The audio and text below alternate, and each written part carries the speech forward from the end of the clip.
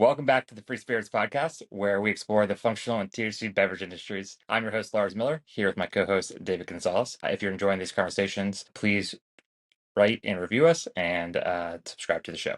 Today, we are joined by Douglas Fulton, co-CEO of Emergent Beverages and the founder of the brand Accelerator. He's helped the largest cannabis beverage facility in California advise some of the most recognizable brands in the space, and now leads a vertically integrated platform supporting hemp-derived and non-alcoholic beverage companies from idea to shelf. Douglas, welcome. Thanks. Glad to be here, guys. Good to see you. Absolutely. So you've had a career spans skincare, TV networks. Obviously, now you're in cannabis and functional beverages. So, what made you believe this category was worth building infrastructure around? Well, actually, you never know how the paths come about in life, and I'll tell you a quick story, and you'll think there is nothing related, but then all of a sudden you'll get it.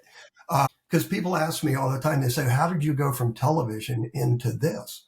Well, here's how. Back in the late 90s, Europe got its very first private commercial TV licenses. Up until it had been predominantly public broadcaster. So I was with a group called SBS Broadcasting. Our competitor was the son of Estee Lauder Cosmetics, Ron Lauder. He had CME. We went to Europe. I lived in Europe for about 11 years and started 13 TV channels in 11 different countries. Wow. Here's the thing. Each country either had regulations or no regulations because they never had commercial TV. They either had distribution in different forms or fashions. Every country was a little different.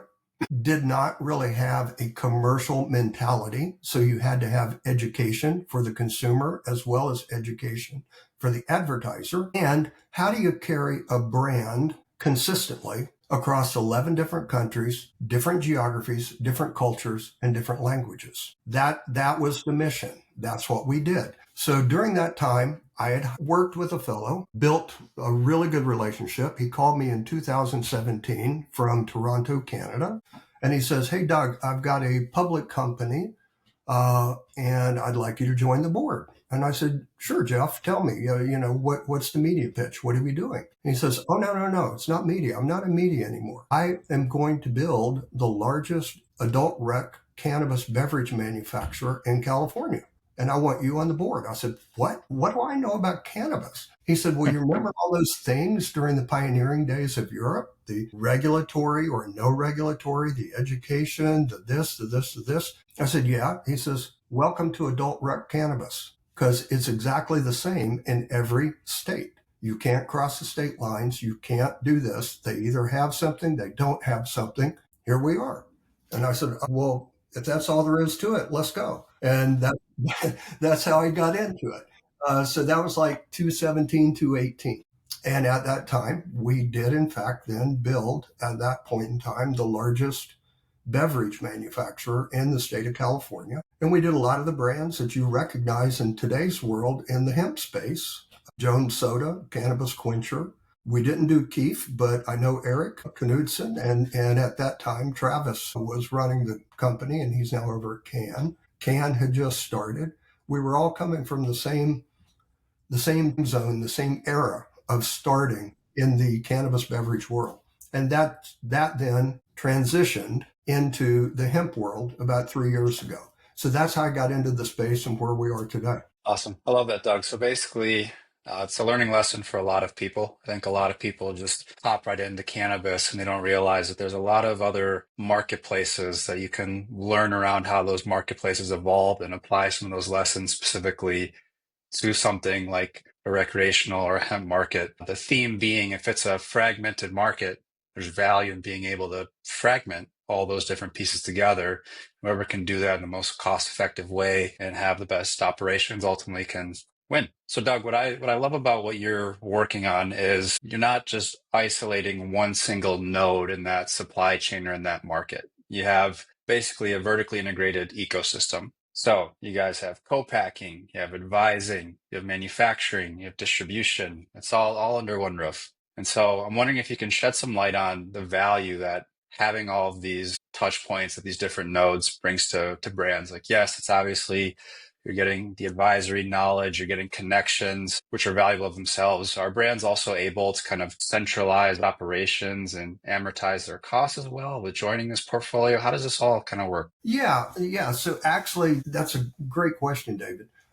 So Emergent Beverages actually came about going back to the adult rec days when I started to look at hemp. The reason I started to look at hemp, and you'll see how the building blocks and the pieces fit together under this umbrella, we saw at that point in time when I was still at Tinley that there was going to be a need for non-infused, non-alcohol brands. So we took our Tinley Beverages, which was 4 RTDs and 4 spirits, and we changed the name and did not put any cannabis in them, and it's called Beckett's. Well, now I needed someone to sell Beckett's. So my partner under Emergent Beverages, Tom Cortez, met way back then because he has started Emergent Beverage, a non-alcohol distribution group at the beginning of the pandemic. And Tom took Beckett's and got that nationally in all 270 plus stores in Total Wine and More.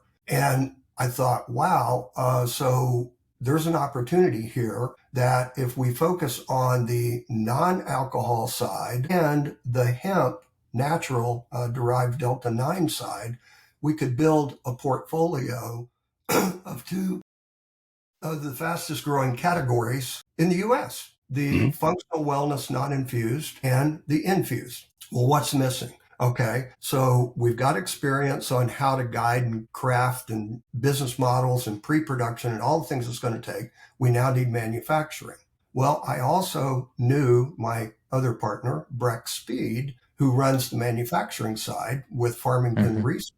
I knew Breck because we had done some projects together in Tinley, and Breck used to be the CEO of Mountain Valley Spring Water that you see in all the grocery stores. And Breck had sold that to private equity. He had built 3 manufacturing facilities himself. And so now we had an advisory, we had manufacturing, and we had Tom in distribution. But we said we need to have a couple more people. And so there's 5 partners altogether. And so working with Breck long ago at Mountain Valley, my 2 other partners, Michael J. O'Donnell, who is in New Jersey. Mike had worked for Anheuser-Busch, and he reported directly to August Busch III for 18 years. And Mike's job was either turn a failing wholesaler around or close them. He was the guy. Fix it or close them. And my other partner, Keith Lacewell, who lives in Arkansas, Keith was the fellow who started the very first wine program in Walmart 30 years ago. And he knew Doug McMillan well at that time. Doug was president of International. Today, Doug is chairman, CEO of Walmart. And so Keith later, when beverages started changing and new age beverage came in, Snapple was introduced, and Keith was the category captain of Snapple for 10 years for Walmart. So with guys like 30 years experience in that world of distribution, and Breck with the Mountain Valley and me with the cannabis, we all got together and we said, guys, we're all doing separate things, but how about if we put it together under this umbrella? We have the advisory, we have the manufacturing, we have the portfolio. We can help brands that are not in the portfolio and use our years of experience and basically make things as frictionless as possible for a new brand to come in and show them where the holes in the road are going to be and what they need to do to shore those up to make sure they're good and they don't grow too fast, too wide, and then they get blown over because they don't have the capital or the depth to support it. And that's how Emergent Beverages then came about. So I say it's kind of like playing Monopoly, and I got the do-over card, and it's like, oh, you get to do it again. Okay, what would I do differently, and what would I not do from that old way of doing it to looking at a CPG world in a much broader perspective and larger consumer base? And it's because of my partners. That's how we put all this together. Yeah, I love that answer. But what comes to mind, this might be an off analogy, but it makes me think of the early days of oil. There was always oil in the US. It was the person who figured out how to actually extract that oil that led to this whole marketplace really evolving. But you look at people like Rockefeller, and really what they did was figure out how do we basically get all these other entities to build a co-op to basically subsidize all this infrastructure. It's too much for one entity to do it alone. If I got all these other companies to put their oil to go on these train tracks, and all of a sudden the cost drops down for all these people. So that was my biggest question was normally for somebody like you, right, you're looking at a new marketplace and you're probably thinking that's a big risk. And the biggest challenge with moving heavy cans with water in them, beverages, is infrastructure. And so what you guys did was put together basically all of the supply chain connections. So that Yes. way it's a destination for brands to come in, and all the better. You have your do-over card. You get to learn each and every time you work with a brand. Obviously, it's different timing, different flavor, different team, whatever the case may be. But it's just a feedback loop, creating a flywheel where you're getting better and better with each time you onboard a brand. And that's probably knowledge that you get to impart through everybody else who's a part of this co-op, so to speak, as well. You're exactly right, David, because what happens by the volume of all the brands that we help, those in the portfolio, those not in the portfolio, we get volume of scale in production. So we do get better pricing. We also have in our logistics network, and shipping is what kills most beverage brands. Because like they're, since I'm in California, if you're in California and you have to ship to Florida, forget it. You just took every penny that you had of margin. So our logistics company, we have warehouses in New Jersey, Illinois, Texas, California, opening one in Georgia and one in Florida. And they can do what they call inter-warehouse transfers between those because they're sending trucks every day between those. So if you then move your product from Illinois to Texas for $100 a pallet, let's say, and Wow. then it gets there. Now you're only paying LTL to get it to the distributor. Right. So you've crushed all the expenses that you would have had if you didn't do it this way. So you're exactly correct. That's from like a logistics point of view. Same then from a manufacturing point of view. We also, with Farmington Research, also has its own emulsion company and flavor formula development side. We work hand in hand in the brand Accelerator for that. And then in the distribution, you have all the different channels from DSD tier ones. Also, then where does it go in the chain restaurants, C-stores, grocery stores, etc., and special event activities. And there's different ways to look at each of those outlets as well. And if you're then bringing in a portfolio of brands, as an example, we were at South by Southwest for 9 days. All of our brands were there. We had 2 venues, the Mohawk and the Hotel Vegas, the music venues, 150 concerts over 9 days. And we had the exclusive THC sold and sampled at both of those venues. And we split the cost between all brands. So therefore, it was reasonable they could do it. And like on our very first night, we had just in sampling 2,800 samples on our first night. So by doing scale, you can reduce costs because you share it across the boards, and you put all these logistic, players into move, and everybody benefits from it. And that's just from experience because my partners, have been in it for so long as well. I love that. So you've mentioned obviously worked at Tinley for a while, helped build that, and that led to Beckett's. You've helped other brands such as Green Monkey and House of Saka scale. And we were talking offline about adding new brands to the portfolio. So when a new founder approaches you, how do you assess if they're actually ready to launch and or join your guys' portfolio? Well, you've got a couple of different levels there that you have to go through. One, are they only an idea and a concept? And do they really have money, even if they get through the formulation and development, do they have money to produce? And then not only do they have money to produce, do they have money to support the market aspect of having a brand ambassador boots on the ground, because what's most important is have somebody in a region that can open the doors for you, knocking on the retail doors and do tastings, liquid to lips, because that is like crucial. And your online really in the very beginning, unless you've got a lot of money to spend online, your online is crucial because it's really a image builder and substantiates and validates who you are. So from a capital point of view, you need to find that out. The other thing you need to find out is they may have some experience. And so if you look at this kind of like a Chinese menu, and you and David start a brand and you say, well, we already have legal in place. We have this, we have this, we have this, but we don't have that.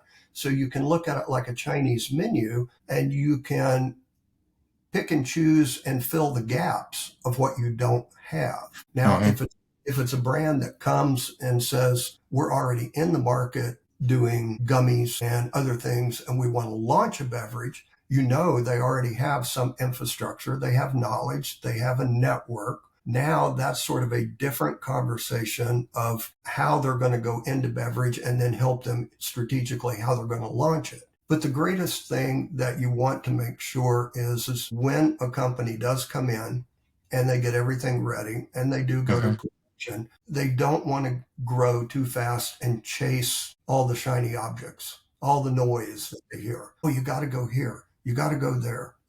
No, you don't. Don't listen to the noise. Stay focused to your plan and what makes sense for your particular brand. And so we get deep into that. Why, how, where. And you really need to know those things. And those are the crucial things that whether you're with us in the portfolio or you are not, and you're taking advantage of the network we help you build, you now have some safety and some comfort because you know what to look for. And if you're just trying to figure it out because you think dangerous, very dangerous. Yeah. So you mentioned, when they do launch, not wanting to chase the shiny objects, make sure that they have the capital ready to go and get launched. But are there any other common red flags you see when you're having these early conversations with new brands? You're going to think it's silly, but all my partners and us agreed, because you can tell we have been around, we're aged. We said, you know what? The first thing is we only work with people we like. And if you don't like the people you're working with, man, why subject yourself to nonsense? There's too much of it in the world. You don't need it. So find people that are of like mind and you get along. And then you can build from there because you're on the same path. And that's crucial. That's point number one. That's rule number one. And when you got that in place, then you can start to do the others. And the question about scaling, like our portfolio, what we look for and the way we built the portfolio, because we have 11 hemp brands and we do not overlap in profiles. So we have a couple seltzers that are full spectrum, only 2. We have sparkling juices, we have sparkling waters, we have iced teas, we have shots, we now have spirits. Nothing that we have competes against each other, but it builds and supports a category. So the reason for that, again, looking at the market, if you build something that complements on top of something else and doesn't try to go head to head, then that gives you a better advantage and a better presentation and a better foundation. And we did the same with our non-alc portfolio. Currently with 11 brands in hemp and 4 non-alc, I've got 84 SKUs that we manage in the distribution. So that's a plateful. Yeah. Doug, I love the Charlie Munger soundbite there on only working with people you actually get along with. Otherwise, life's a very, very long ride. But the other thing that you're mentioning is you're basically looking at brands through the lens of how a distributor would also look through brands. You don't want to have a whole bunch of seltzers because then you're just cannibalizing your own sales over and over again. So how do you build complementary product lines that elevate the entire offering that the portfolio brings? And I imagine it's probably pretty interesting for you as well to see, getting back to the earlier question, there's got to be such a variety of people that are knocking on your door now because the barrier to entry is so low for this category. Coming from the recreational market, it's probably serendipitous to see all the people that you went through the legacy markets with on the beverage side, but then also now you're seeing a bunch of MSOs come out with their own drink lines. You're seeing breweries, which are kind of on the other end of the spectrum, launch a beverage. So it's people from all different walks of life. And I think that's a good, that fast principle to have. If we like you, that's step number one, non-negotiable for everybody. The next thing I wanted to talk about is obviously the goal for all this is to someday build an exit strategy. And that's something unique that I've heard you specifically talk about. And you and I were having a conversation maybe 6 or 7 months ago. And I don't want to call it a horror story, but it was kind of a warning, right? It was, to your point, if you scale too quickly, too fast, and let's say you have all these distributor contracts all over the country and you're ready to cash out, you got to pay to get out of all those different distributor contracts. So when it comes to putting together an exit strategy for these brands, for these portfolios, what's the advice that you're giving to hemp brands or non-alcoholic brands? Is that exit strategy different now than maybe advice, a handful of years ago? And, are you seeing any brands that are getting closer to that exit stage? Yeah, that's a great question. The very, very first thing, and I remember talking about that with you, David, the very first thing that a brand really needs to know is when they start making their distribution contracts, the thing you want to do is you want to have pretty much every distributor, no matter where you bring them from, all your distributor contracts are aligned. Because if it's, as an example, if it's a traditional craft beer like an Anheuser-Busch or a Molson Coors, they're going to want an exit multiple if, and I'll give you an example in a minute of a brand, they're going to want a multiple of anywhere from like 2.5 to 4 multiple. And we've seen in this chase the shiny object in the very beginning stages, brands that we all know go out and do 5 times multiple, 6 times multiple for states that will just, you sell for $100 million and it cost you 90 to get out of the contracts. What's the deal? You only made 10 million bucks. So make sure all your agreements are aligned, number one, not only for your own self, but for the ease of the group that's acquiring you. Now, here's where that example with Anheuser-Busch just recently, everybody has seen where they sold the brand Ghost, and they sold it to Dr.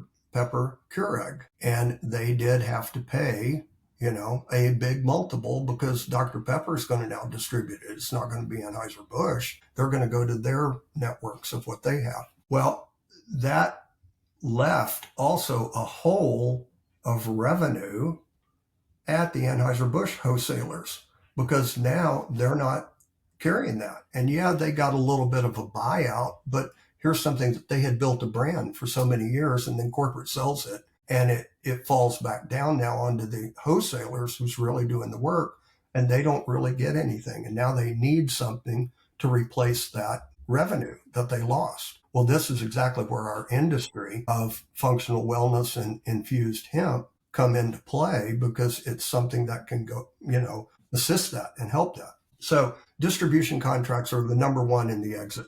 The other thing is, and even though right now New York and California are not in play from the hemp side, there's 5 states in the United States that do 70% of all the liquid volume. And it does not matter if it's water, Coca-Cola, beer, makes no difference. It's New York, Illinois, Florida, Texas, California. You need to be in those 5 states. And if you're in those 5 states, everything else will fill out around it eventually. But when the big acquirer, like an AB or a Molson or a Diageo or a Constellation, when they finally come in, they're going to say, are you in those 5 states? That's what they're going to look at because that's where the volume is. Now, this reflects back on something from exits. Those are the 2 key points, but it triggered a thought that I should have said a while back when you were asking also about building a brand. The thing you need to know also is that when you build these states and build the brand, this gets, again, not getting too far out over your skis, go deep in that state. Don't go wide, go deep. And if you've got deep penetration of more and more stores and doors that you have opened, now you've really got solid roots. Just like in farming, you want to have the solid roots so you don't get blown over. So don't get caught up in thinking that you've got to be in 20 states when you might be doing a whole lot more volume in only 3 if you've gone deep. And when you have done that and fine-tuned and refined what really works for your brand, now you can cookie cutter that and take it to the next state. Yep. And it's a repeatable process. And I think that's one of the biggest learning curves that a lot of new brands don't understand. And it helps. Yeah.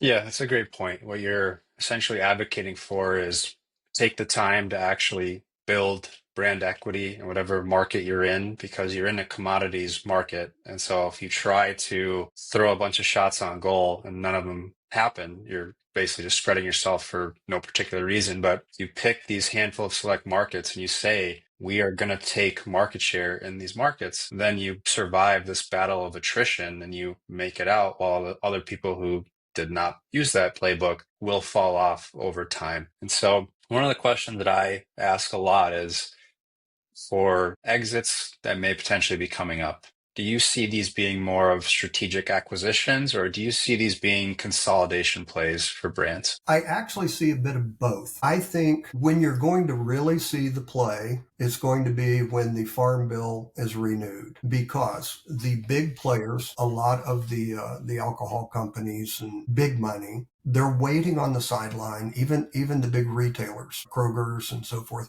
We've had discussions with them about our hemp D9 products. They all are waiting. As soon as the federal farm bill is renewed and they know they have a 5-year run rate again, now you're going to see big money come in.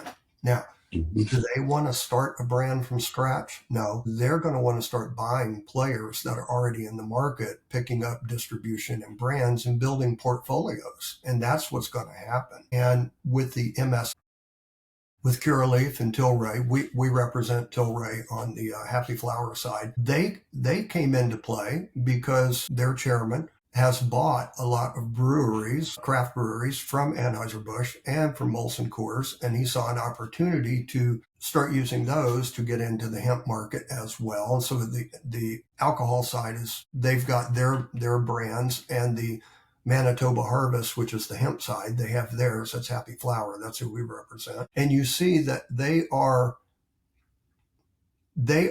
figuring out how the markets really work now, because the MSOs, the challenge that they have is do they have the capital to make a brand? Sure. Can they produce it? Sure. But they're coming from a mentality from dispensary world and cannabis, OG world. That is not the same as going mass market and consumer.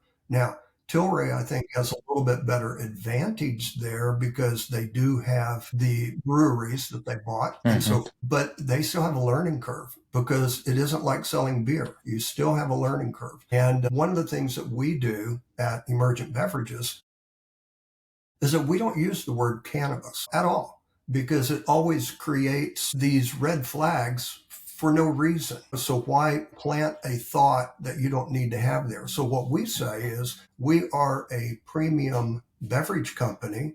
And oh, by the way, one of our ingredients is THC. On, next subject, next topic. So, you just, again, when I had said in the very beginning, we try to make it as frictionless, you've just now removed any pushback that you're going to have. And if you've got a good legal document from your counsel that shows that you've got an opinion letter for that state and why the distributor is covered and the retailers are covered, and the state laws run with the federal laws, and the 3 entities of the alcohol board and the AG's office and either cannabis, hemp, or agriculture or public health office all sign off on it, you're good. You're solid gold. You now have your legal framework set. You've got your brand. You've got your perspective of where you're going.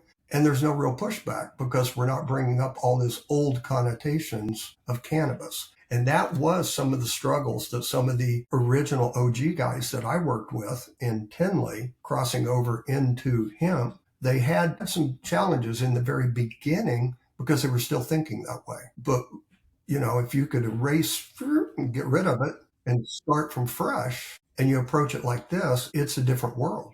It may be the same plant, but it's a different world of how you approach it. And that's what you really have to do if you're going to go after that larger consumer, the soccer moms, the young professionals, the people that have never tried any type of THC and they don't know what to experience. So anyway, I know I ramble on, but No, that's great. important. Yeah. Yes. So I believe you mentioned it earlier in this conversation, but as I was doing research, you've mentioned that Emergent takes a category first approach.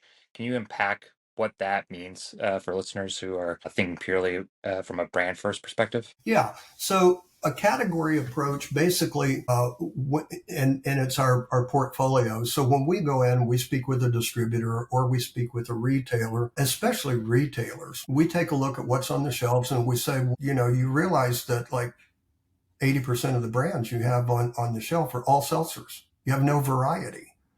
And like if you're coming from the beer world, you don't just sell IPAs, you have all the other types of beer as well. And so therefore, with a category of having all these different flavor profiles, we have a taste profile for every type of consumer. So we want you to take the entire whole portfolio. And we put everything on the shelf. It's like when we were the first ones that launched a year and so ago in Texas with the Total Wine. And now, lots of brands are there. But at the time, we had 53 SKUs on the shelf. 65% of the offering was us. And that's what I mean by category. We come in. So what it does is from a supply side, the distributor has only one point of contact for all those brands. That's us. They have only one PO. That's us.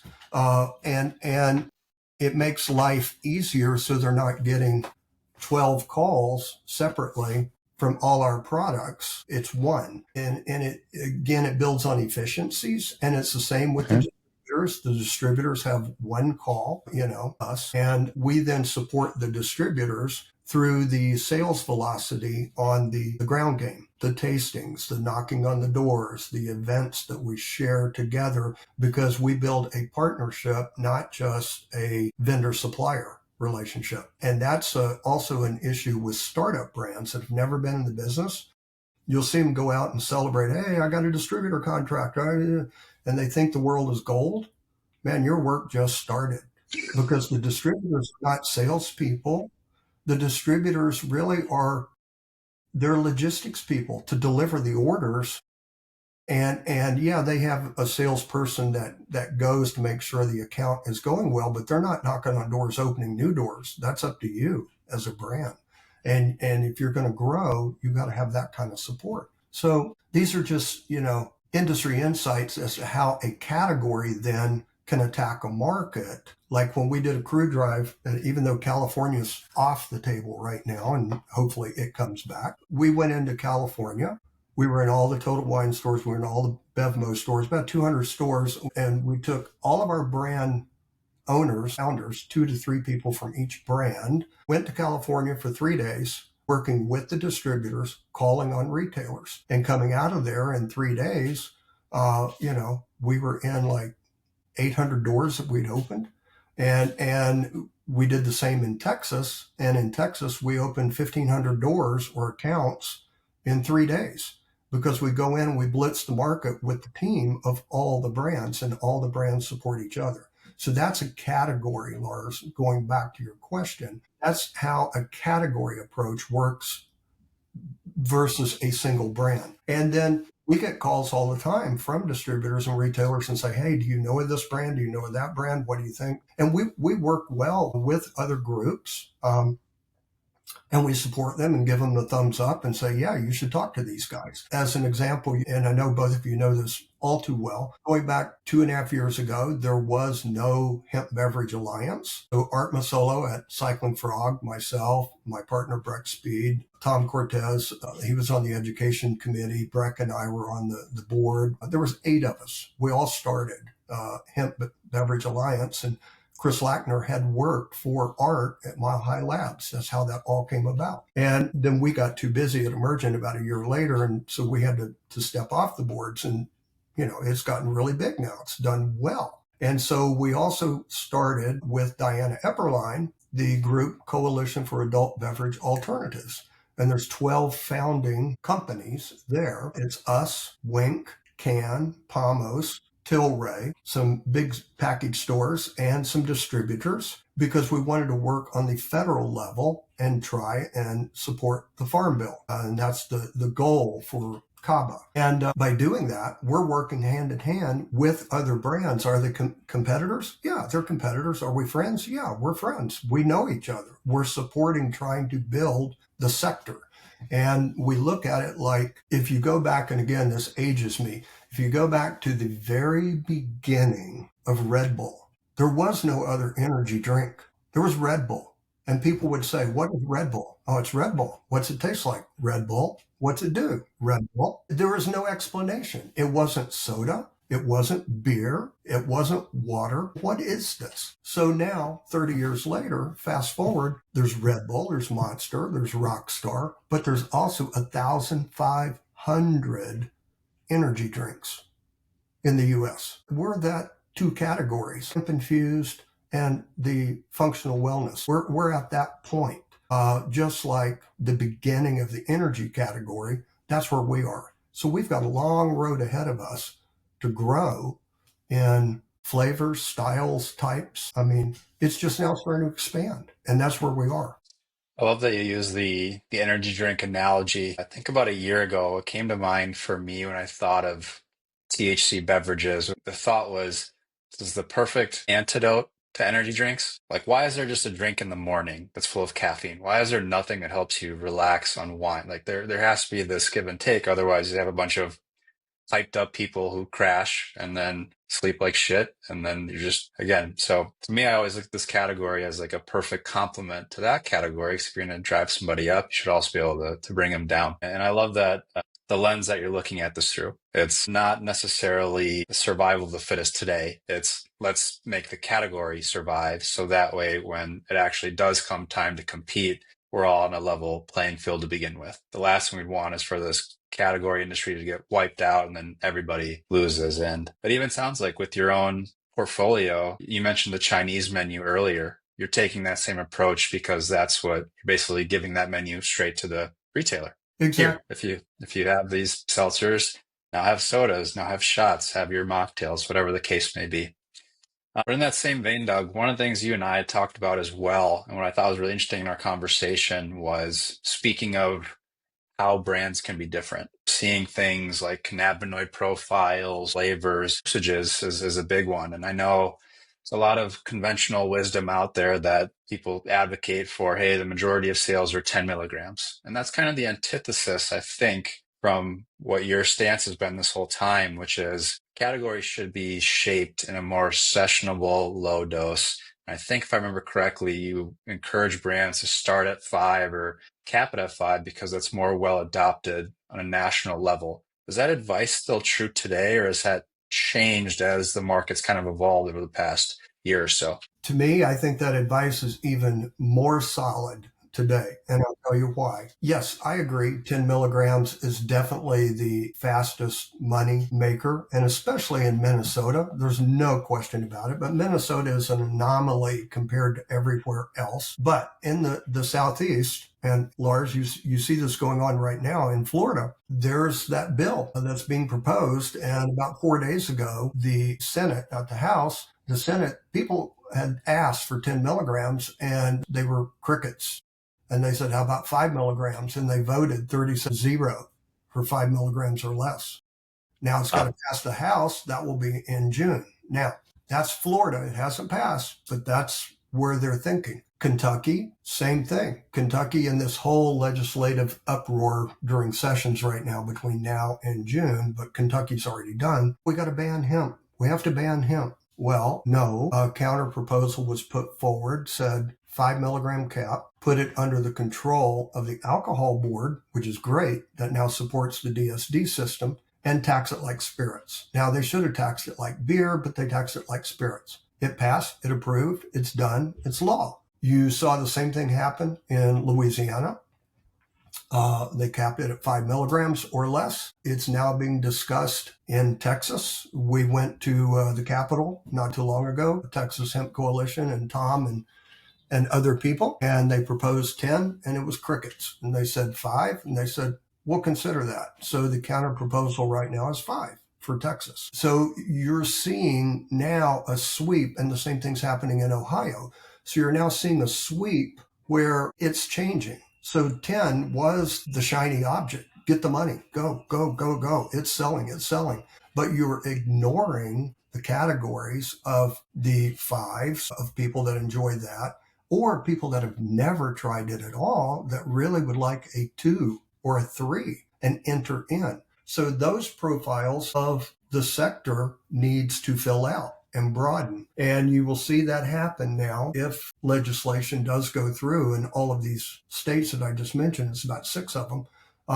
If they cap it at 5, then that's going to take the 10s out of those markets, and they're going to have to go to other markets, but it's going to then support the lower side as well. And it's just a growth process, and it all comes down to legislation. And the one thing you don't want to have happen is have a whole bunch of 10s and even more in a market, and then find out legislation just changed, and that's not the distributor's problem. That's your problem. That's the brand. You got to All pay your cash is tied up. get all moving. So we are very cautious, very risk adverse, and that's why we still stand by 5s. We have a couple 10s, Crooked Beverage, but that's the only 10s. Oh, and Powered by Plants has a couple shots of 10s, but they know very well that it could change at any point in time. So, I mean, that's my advice. Do I think 10s sell? Yeah, it's like 60, 70% of the revenue market at the moment, but we're still too young in the market. And the retailers, they don't care. If Total Wine and More finds out now that they can't do 10s, it's not their problem. It's your problem. You've got to pull the product, not them. Of course, they're going to grab the gold that's there the fastest, but the long term, that's. So that, if the Farm Bill works the way we hope it does, we could maybe get cannabis included in that someday, hopefully. And so distributors could distribute 10s, whatever, to the regulated dispensary route, and the 5s and belows to the consumer CPG route. Because a distributor, like an Anheuser-Busch or a Molson Coors, who knows better how to deal with a regulated product than them? They've done it since Prohibition. So, And they invested all their CapEx too. Yeah. So, final question for you, Doug. You've helped build brands, lead teams, and you advise operators at all levels. What's the piece of advice you find yourself giving the most often right now? Slow down. Slow down. Take a deep breath. You're not going to miss out. You will not miss out. Slow down, take a deep breath, take a look at what you're thinking if you haven't made it yet. If you have made it, where does it fit in the competitive landscape, not only from profile of flavors and type, but from a marketing perspective? Mm-hmm. Because one of my clients who is very unique, and they're actually launching very soon. They're not in the market yet, but you've seen post. The brand is called Long Drive. That's a brand Accelerator client.